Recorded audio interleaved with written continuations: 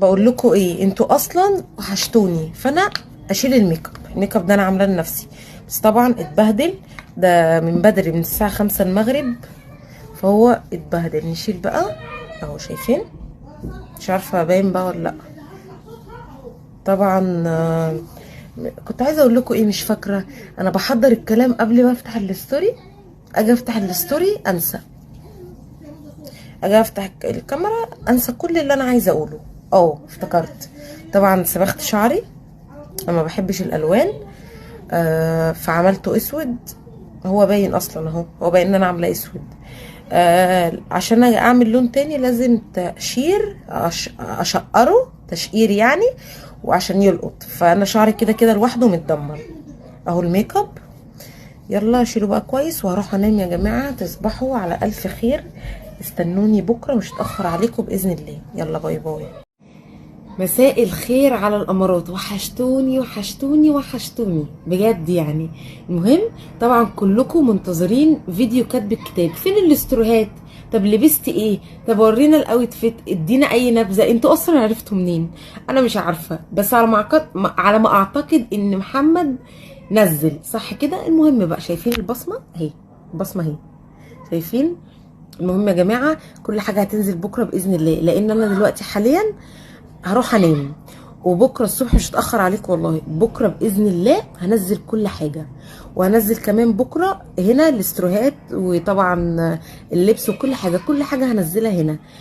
حاليا هروح انام عشان ما نمتش. صاحيه من الساعه 7 الصبح، بعمل شويه حاجات. بتعملي ايه يا هدى؟ بعمل شويه حاجات بقى لنفسي وكده، ولحد دلوقتي ما نمتش، متخيلين؟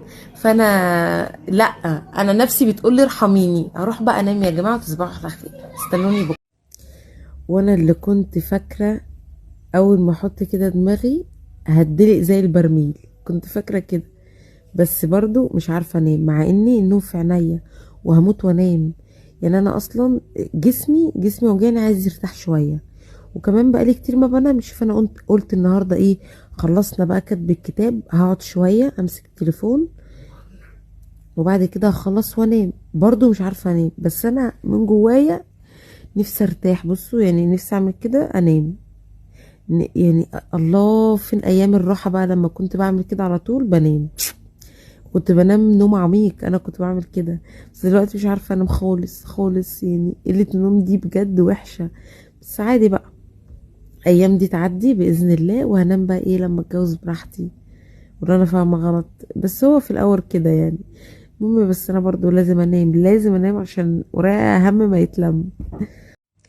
وكمان عايزه اقول لكم على حاجه. حرفيا حرفيا الناس كلها بتكلمني. اولا بحبكم، دي كده حاجه مفروغ منها، يعني بحبكم قوي. تاني حاجه بجد الرسائل كتير، وانا والله والله بمسك التليفون بالعافيه. انا مش ملاحقه ادمج فيديو او انزل فيديو. يعني انا فيديو كاتب الكتاب لسه ما دمجتهوش، والصبح المفروض هصحى البس وانزل على طول. المفروض هدمج واحمل امتى مش عارفه. فالرسائل بقى اللي بتيجي دلوقتي، بجد بجد الناس بقى اللي بتبارك لي وبيسالوني على كام حاجه، والله والله حقكم عليا. بس اقسم بالله ما فاضيه، مش فاضيه امسك التليفون. انا برد على صحابي اللي على الواتساب بالعافيه، كل فين وفين اما برد على حد. حقكم عليا، لو حد كان بيكلمني وما بردش، فباذن الله كده هفضل ارد عليكم كلكم. بقول لكم ايه، تصبحوا على خير. المره التانية هنام، تمام؟ ادعوا لي بقى انام، لان للاسف الصبح لازم انزل. ومثلا مش هروح مثلا مشوار وهرجع. عندي التلات مشاوير، والتلاتة الصبح. مفيش غير مشوار بس ممكن يتعمل بالليل. ناقص يومين على زواجي، يومين بس، يومين يومين يومين.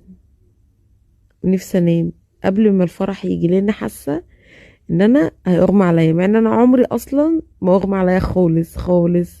بس انا حاسه ان انا في اليوم ده من كتر قله النوم. على فكره دلوقتي كذا حد بعتلي وقال لي ان اي عروسه اسبوع قبل الفرح باسبوع كده ما بتعرفش تنام من كتر التفكير. هو انا فعلا ما بعملش اي حاجه غير ان انا بفكر ناقص كذا وكذا وكذا وكذا، فكتر التفكير ده